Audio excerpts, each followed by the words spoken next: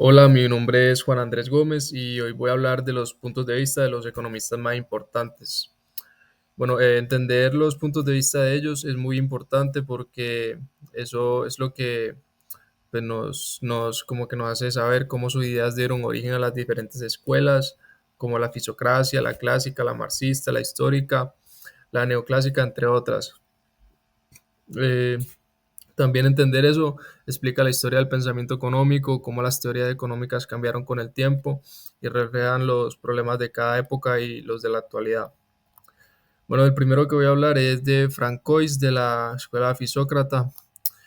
Bueno, Francois, para Francois Quesnay, que era su apellido, y para los fisócratas en general, la intervención del Estado en la economía no era importante, a diferencia de los mercantilistas, que para ellos pues sí era importante.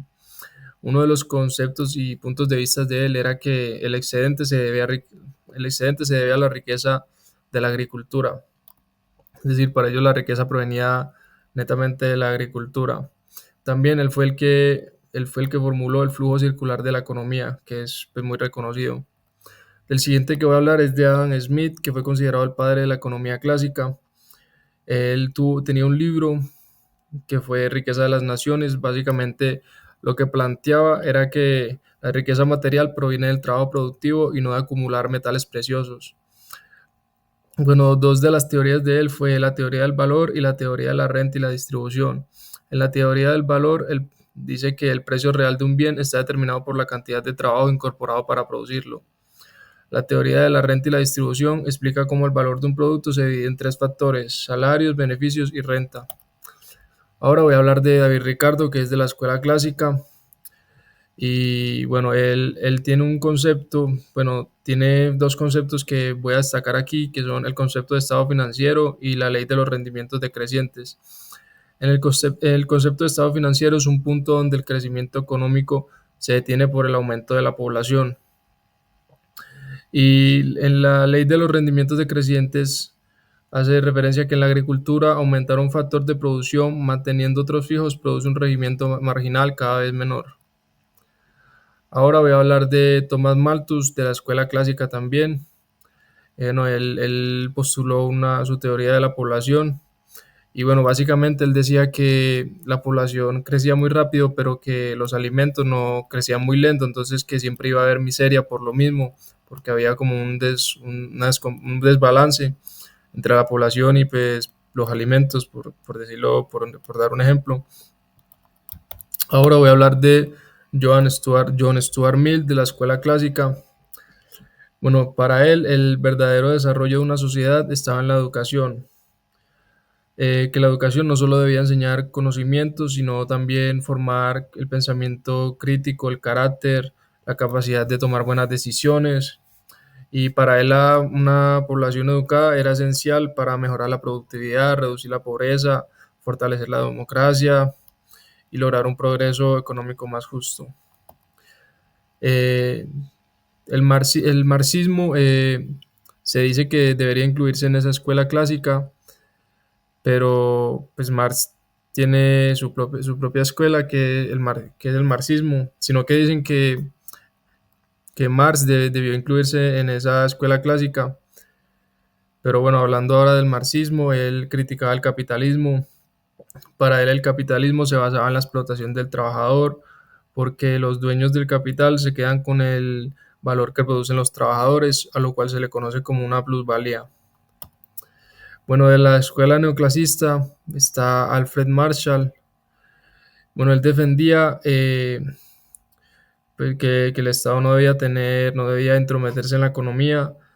Él se centraba y defendía también la repartición óptima pues, de los recursos en la sociedad y creyendo que el mercado con sus ventajas comparativas lograría este equilibrio. Bueno, ahora voy a hablar del keynesismo de John Maynard Keynes. Bueno, él defendía la intervención del Estado en la economía.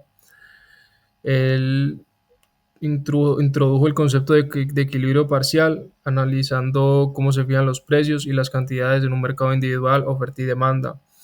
Entonces, para el equilibrio parcial, Para explicarlo, es como un ejemplo, hay un mercado que está balanceado, pero los demás no. Entonces, por ejemplo, una empresa produce bienes que, o sea, se producen bienes que se van a comprar, así haya desempleo en otros ámbitos. Eso es como el equilibrio parcial, que hay como un desbalance en los mercados. Y bueno, y por último, voy a hablar de otro de los economistas muy importantes que fue Milton Friedman, del neoliberalismo. Él también defendía la intervención del Estado y decía que la inflación depende únicamente del dinero que hay en circulación. Bueno, yo les voy a hablar de los diferentes economistas y qué relación tienen ellos con la escuela de pensamiento económico. ¿Qué son las escuelas de pensamiento económico?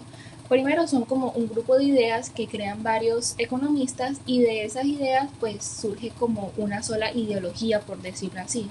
Entonces se van creando varias escuelas a medida de las épocas. Entonces primero empezamos por la fisiocracia. La fisiocracia surgió en Francia aproximadamente en 1750 y fue el primer sistema económico formal. Los economistas principales fueron François Quesnay, Turgot y Mirabeau. Y ellos decían de que la riqueza viene de la tierra y de que la naturaleza es más lo que se produce en ella que lo que se consume a partir de ella. Entonces por eso ellos decían de que la agricultura es como la principal actividad más productiva que hay.